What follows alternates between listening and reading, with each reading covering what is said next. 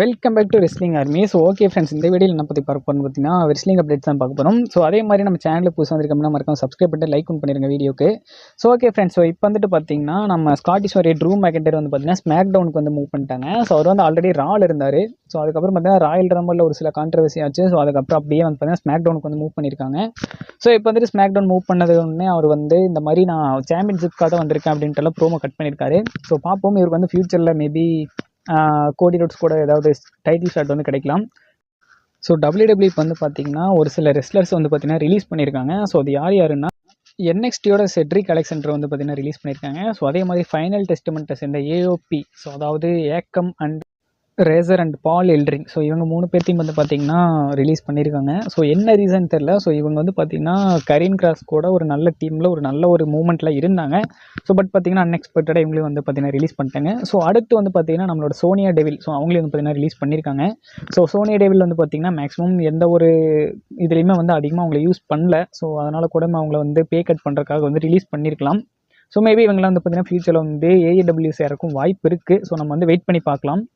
So final வந்து பார்த்தீங்கன்னா Giovanni Vinci, so இவங்களையும் வந்து பார்த்தீங்கன்னா WWE ரிலீஸ் பண்ணிட்டாங்க. ஸோ இவங்க வந்து பார்த்தீங்கன்னா இம்பீரியம் டீமில் இருக்கும்போது ஓரளவுக்கு ஒரு நல்ல ஒரு ஹைப் கொடுத்து வச்சுருந்தாங்க. ஸோ அதுக்கப்புறம் பார்த்தீங்கன்னா அவங்க கிட்ட இருந்து பிரித்து, ஸோ அதுக்கப்புறம் வேற ஒரு கிமிக்னு சொல்லி அதையும் வந்து பார்த்தீங்கன்னா ஸ்மாக் டவுனில் ஹைப் பண்ணிட்டு இருந்தாங்க. ஸோ அதுக்கப்புறம் லாஸ்ட்டாக ஒரு 2-3 எபிசோடு தான் வந்தார். அதுலேயும் வந்த எபிசோடு 2லையுமே வந்து பார்த்தீங்கன்னா அப்போலோ க்ரூஸ் கிட்ட படுகேவலமாக தோக்க வச்சுட்டாங்க. ஸோ அந்த மாதிரி ஸ்டோரி லைன் நல்லாவே இல்லை அவரோடது.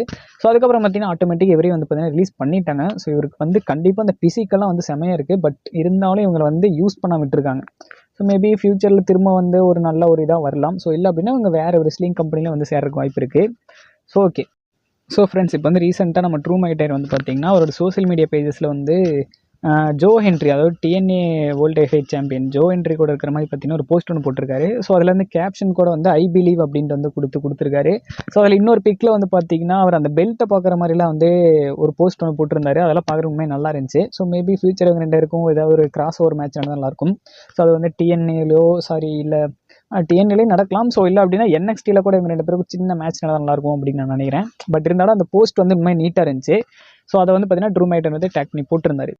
ஸோ எலிமினேஷன் சேம்பருக்கு வந்து பார்த்தீங்கன்னா ஆல்ரெடி ட்ரூ மெக்கன்டையர் வந்துட்டு பார்த்தீங்கன்னா உள்ளே வந்துட்டார். ஸோ இப்போ வந்து பார்த்தீங்கன்னா டேமியன் ப்ரீஸ்ட் வந்து நெக்ஸ்ட் டைம் வீக்கில் வந்து ஸ்மாக் டவுன் வந்து அவருக்கு ஒரு மேட்ச் இருக்குது, குவாலிஃபிகேஷன் மேட்ச். ஸோ அதில் வந்து அவர் வின் பண்ணார் அப்படின்னா எலிமினேஷன் சேம்பருக்கு வந்துடுவார். ஸோ அங்கே வந்து இவங்க 2 பேருக்கு வந்து ஃபியூட் ஸ்டார்ட் ஆகலாம் அப்படிங்கிற மாதிரி எல்லாம் ஒரு ரூமர்ஸ் அண்ட் அப்டேட்ஸ் வந்து வந்துட்டு இருக்கு.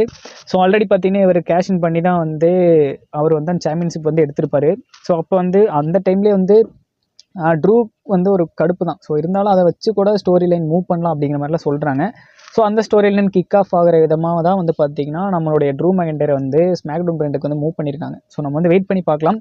ஸோ எலிமினேஷன் சேம்பர் வந்து பார்த்தீங்கன்னா கண்டிப்பாக ஒரு மிகப்பெரிய ஃபியூட் வந்து ஸ்டார்ட் ஆகிறதுக்கு வாய்ப்பு இருக்குது.